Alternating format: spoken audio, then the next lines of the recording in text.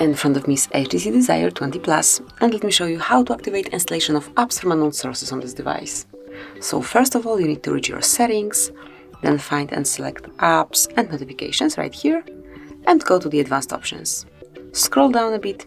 Okay, so you don't even have to scroll, just click on special app access, and then select install unknown apps.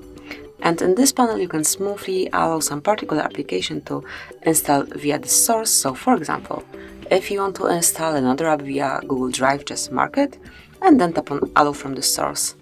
And this is it. This is how you can activate installation of apps from unknown sources in this phone. Thank you for watching. Please subscribe our channel and leave the thumbs up.